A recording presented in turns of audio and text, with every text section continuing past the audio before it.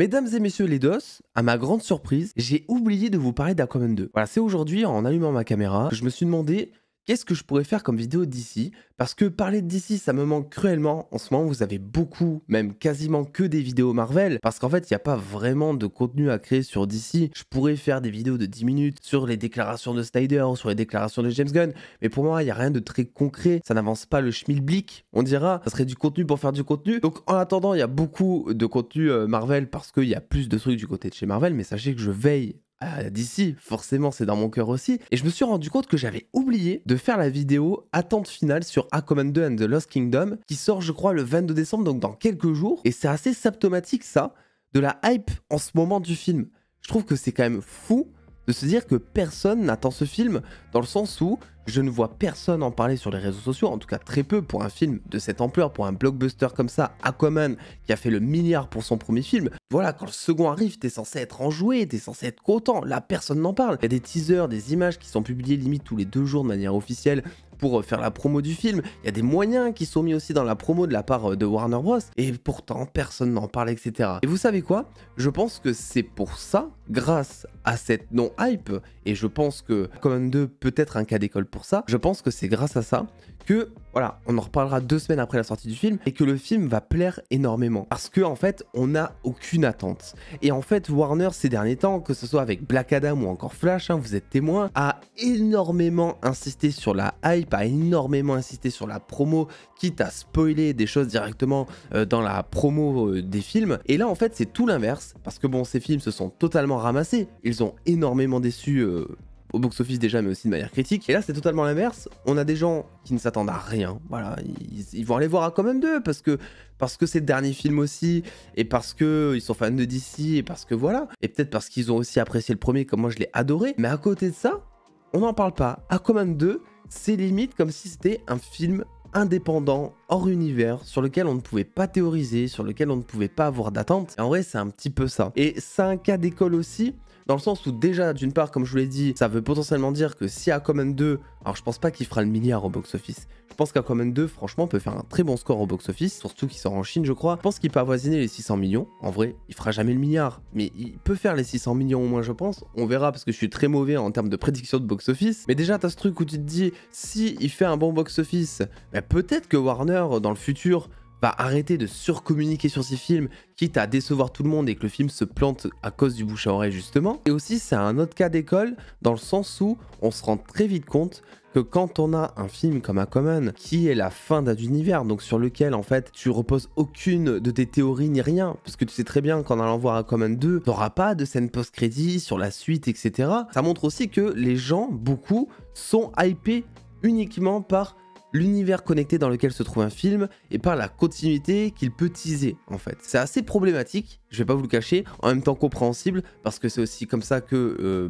Hollywood fonctionne depuis l'avènement du MCU notamment. Mais ce que je veux dégager par là, c'est qu'en fait faut pas s'étonner au final qu'on ait des scènes post-crédit à tout va, des choses teasées dans des films dans lesquels on a des réponses 5 ans après. C'est parce que les studios comptent énormément sur notre hype pour faire fonctionner un film, un univers, etc. et pour que le film fasse parler de lui. Donc, bonjour à toutes et à tous, intro un petit peu longue, mais avec des choses à dire quand même. Voilà, mon avis sur Aquaman 2 and the Lost Kingdom, que je vais aller voir mercredi, donc je pourrais pas assister à l'avant-première, donc j'irai le voir mercredi, donc ça sortira la critique dans la semaine, etc., avec sans spoiler évidemment. C'est un film un petit peu avec une sensation bizarre dans le sens où j'ai hâte de le voir parce que j'ai adoré Aquaman 1 et honnêtement je ne pense pas être déçu par Aquaman 2. Les films Aquaman ont toujours été un petit peu à part dans ce DCEU dans tous les cas. Même Aquaman 1, t'avais pas tellement de références à Batman, à Wonder Woman, etc. quoi, tu vois, c'était un film qui suffisait à lui-même. Donc je pense que vu qu'Aquaman 2 c'est aussi dans cette lignée, même si c'est le dernier film de cet univers DCEU justement, en vrai c'est pas quelque chose selon moi qui se ressentira à fond dans le film. Alors peut-être via l'absence d'une scène post-crédit, et même en soi le ton du film ne me surprend pas et ne me dérange pas, dans le sens où il y en a beaucoup sur les réseaux, j'ai vu quelques tweets parce que comme je vous l'ai dit le film fait pas beaucoup parler de lui, et on sait que ça va être un espèce de buddy movie où voilà, il va y avoir Patrick Wilson et Jason Momoa qui vont faire un peu les cons ensemble en mode deux frères qui traversent une longue aventure, et qui aura un ton un peu léger parce que c'est Jason Momoa et parce que dans tous les cas dans le premier film il y avait déjà ce ton léger autour du personnage de Jason Momoa. Là-dessus c'est pas un truc qui me dérange du moment que c'est bien équilibré. C'est comme dans tout, quoi, tu vois. C'est juste que c'est cohérent avec son personnage d'être comme ça. On va pas passer d'un Jason Momoa qui fait des blagues, pourquoi il devait pisser sur un artefact pour trouver un trident, à un Jason Momoa très sérieux qui prend de suite ses responsabilités de roi et tout, très au sérieux, de père aussi, puisque Jason Momoa va être papa. Enfin, Jason Momoa. Aquaman, Arthur Curry va être papa dans ce film. Et forcément, tu te dis que bon, ça va rester comme ça va rester sous ce même ton. Et c'est pas du coup un truc qui me dérange. Et en plus, c'est James Wan derrière. Et James Wan, c'est un mec, bon, tu vois, de base, c'est un peu un artiste. Quand tu vois ses films, c'est un mec qui a quand même de l'idée. James Wan, c'est un mec qui divise. Ça plaît ou ça plaît pas généralement, surtout sur ses films d'horreur. Malignant, notamment, qui a énormément divisé. Très chelou comme film d'ailleurs, que j'ai plutôt apprécié parce qu'en horreur c'est très compliqué moi je trouve de se renouveler en 2023 et je trouve que même si ce film fait un peu cheap, il a réussi à amener quelque chose on va dire de nouveau et de frais dans le genre justement. Mais James Wan c'est un mec qui veut faire des choses et je pense que cette sensation on va la retrouver sur Aquaman 2 aussi. On l'avait déjà sur Aquaman 1 avec la scène de la fosse ou avec le plan séquence déguisé en Italie, je crois, je sais jamais, je me trompe tout le temps et à chaque fois vous me corrigez en commentaire. Mais il y a tout le temps de l'idée et en termes de réalisation, Aquaman 1, c'est un des meilleurs films de super-héros jamais réalisés, moi je trouve, en termes de blockbuster sortis en tout cas ces dernières années. Franchement, j'ai pas grand-chose à redire quoi. Puis bon, de base, on n'oublie pas qu'il devait y avoir aussi un film sur la fosse qui devait être réalisé avant que ce soit annulé par Warner et tout. Donc je pense que James Wan était vraiment impliqué dans son film, qu'il voulait faire quelque chose. Peut-être qu'il y aura une sensation un petit peu de burn-out parce que bon, James Wan, ça fait genre 5 ans qu'il est sur le film. Là, il y retourne pour faire la promo et tout, t'imagines quoi, tu produis un truc, tu réalises un truc pendant des années, il a fait ça alors qu'en plus il y avait plein de soucis en interne chez Warner, des changements de direction artistique, des changements de direction tout court, James Gunn qui arrive ensuite, la fusion Warner Bros Discovery. Franchement c'est un film qui en soi je vais pas le qualifier de malade comme New Mutants, comme Flash aussi, comme le reboot des 4 Fantastiques, voilà, avec des changements de réal à tout va, des trucs comme ça. Mais en soi, ça m'étonnerait pas non plus, on verra une fois qu'on verra le film, mais qu'on ressente ce côté où en fait, il y a des directions qui ont été prises, où il y a des scènes qui ont été cutées au montage, où ça va très vite ou pas assez, ou des gros problèmes de rythme. Généralement, ça se traduit aussi par ça, qu'il y a des changements de direction artistique. Donc on verra un petit peu ce qu'il en sera, mais je pars assez confiant pour Aquaman 2. Et en vrai, contrairement à ce que je disais il y a des mois par rapport à Amber Heard, je vais pas vous refaire tout le speech du procès Amber Heard Johnny Depp, comme quoi Amber Heard, quelle que soit notre opinion, elle a vachement perdu en popularité, et même au contraire, il n'y a plus aucun studio qui la veut actuellement, puisque elle a été jugée coupable plus que Johnny Depp, parce que Johnny Depp aussi a été jugé coupable pour des trucs. Mais en gros, la méchante de l'histoire dans tout ça, c'est Amber Heard de manière officielle, de manière juridique. Et en fait, tu le vois dans la promo, il y a, genre, je crois, dans toute la promo, dans tous les trailers qui sont sortis, il y a 2 images d'Amber Heard. Voilà. Et apparemment, son rôle aussi aurait été réduit, genre, à 20 minutes grand max dans le film. Chose assez étonnante, puisque, on l'a vu dans les trailers maintenant, il va être question de l'enfant de Aquaman et Mera, quoi, tu vois. Donc, le fait que sa mère soit présente, genre, 20 minutes, c'est bien qu'ils sont coupés un truc, quoi, tu vois. Alors j'ai un petit souci, une inquiétude, on dira, sur l'équilibre de ton dont je vous parlais, dans le sens où oui, il va y avoir un côté buddy movie avec Patrick Wilson et tout, ça peut être très sympa, mais à côté, on l'a vu dans les trailers, t'as quand même Black Manta qui, potentiellement, va essayer de buter le fils d'Aquaman. Dans les comics, ça se passe comme ça. T'as clairement un plan où en gros on t'explique que dans les trailers, toujours officiel, Manta je crois il a kidnappé l'enfant donc d'Aquaman et tout pour se venger parce qu'Aquaman a buté le père de Black Manta, etc. Vous connaissez. Est-ce qu'ils vont aller au bout de ça? Est-ce qu'ils vont vraiment buter un gosse, un nourrisson qui plus est, dans un film de super-héros? Franchement j'aimerais beaucoup parce que ça équilibrerait vachement avec le côté humoristique d'Aquaman et surtout je pense que ça servirait de plot twist en fait autour du film, dans le sens où au début voilà Aquaman il est en son linge en mode papa poule, tu vois, il fait des trucs un peu drôles, etc. Patrick Wilson, etc. C'est le grand sourire, c'est les blagues de merde, tout ça, et puis bim, le nourrisson il claque, et là t'as un Aquaman qui devient genre vachement vénère, sombre, ça serait super intéressant, tu vois, parce qu'en fait on aurait vraiment pour le coup 2 facettes qui seraient montrées, là où dans le premier c'était toujours un petit peu la même, t'avais toujours Aquaman qui était toujours sous le ton léger, etc., qui était justifié par le fait qu'en gros il se dédouanait de sa responsabilité finalement de mi-Atlante si je puis dire, où en gros il représentait l'union des 2 peuples, où au final il finit par devenir roi et tout, donc il devient un peu plus sérieux vers la fin du film. Il avait toujours son petit tempérament, différemment. Là, en vrai, si on bute ton gosse, logiquement, ça te transforme, tu vois. Logiquement, c'est comme Spider-Man dans No Way Home, qui au moment où sa tante May meurt, en fait, eh bien, change totalement de faciès, change totalement de ton, et envoie des grosses patates de forain au bouffon vert et veut le tuer, quoi, tu vois. C'est un moment que moi, j'ai adoré de No Way Home, justement, et enfin, ça va dans le bon sens, on verra la suite des films Spider-Man. Et grosso modo, pour ça, en tout cas, j'espère que ça sera ça. Franchement, je ne sais pas si ce sera ça, parce qu'on nous a habitués à avoir des films très édulcorés, d'autant plus qu'il y a un enjeu de box-office.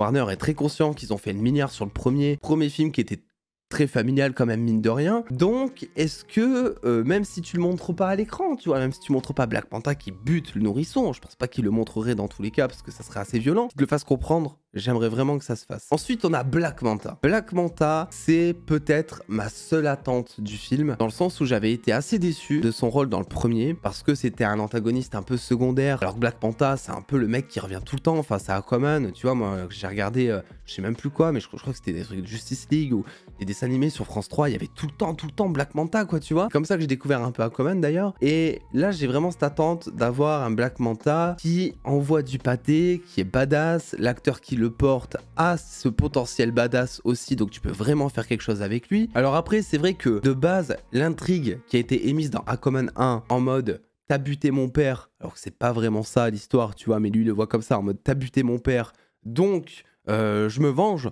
C'est vrai que c'est pas le truc le moins classique de l'histoire, quoi, tu vois. C'est du Liam Neeson, c'est de la vendetta, c'est de la vengeance, voilà. C'est un truc très cliché de super vilain en finale. Donc c'est pas le truc le plus intéressant, mais ça peut fonctionner du moment que ça apporte du divertissement, parce qu'on ne l'oublie pas, on est aussi sur un film blockbuster, sur du divertissement popcorn, et en soi, même si l'intention de base, je dirais pas qu'elle est éclatée, elle est légitime, mais est un petit peu cliché, tout c'est que ce soit bien emmené et que ça tombe pas dans le trop kitsch, justement. L'erreur serait notamment d'en faire beaucoup trop avec ça, et là que ça devienne gênant. Alors pour le coup, depuis que Gunn est arrivé, il y a une décision qui a été prise dans les studios, c'est de mettre aucun Batman dans le film. Normalement en tout cas, si c'est toujours d'actualité, ça sera comme ça. Je trouve que c'est un très bon choix. Vous avez suivi ces derniers mois, normalement on devait avoir Ben Affleck dans le film. Ensuite, changement de direction, tout ça, c'est Michael Keaton qui devait prendre le relais parce que Keaton devait être le Batman principal de l'univers DCEU, en gros, au moment où tout le monde se faisait remplacer. Et ensuite, Gunn est arrivé et on a appris donc, via le reboot forcément, que il y aurait plus aucun Batman dans le film Aquaman. Et ça, je trouve ça plutôt bien parce que pour moi, Aquaman, il faut absolument que ça reste, en tant que dernier film du DCEU, un film solo. Il faut pas qu'il y ait de rêve, on veut pas non plus de teasing sur des choses qui n'arriveront jamais, quoi. Si tu nous mets un Batman dans ce film, bon, ça va créer peut-être de l'espoir alors qu'il y en a plus du tout, voilà, on va être honnête, et j'espère par pitié qu'ils ne vont pas nous mettre un énième caméo de Wonder Woman, parce que franchement, mettre Gal Gadot qui sourit comme ça dans Flash et dans Shazam, on n'en peut plus, quoi, tu vois. C'était ridicule. Mettez-nous une Wonder Woman comme dans les films Wonder Woman, enfin les films, voyons, le 2 n'existe pas, mais le premier film en tout cas, Wonder Woman, où là t'avais une super-héroïne badass, etc.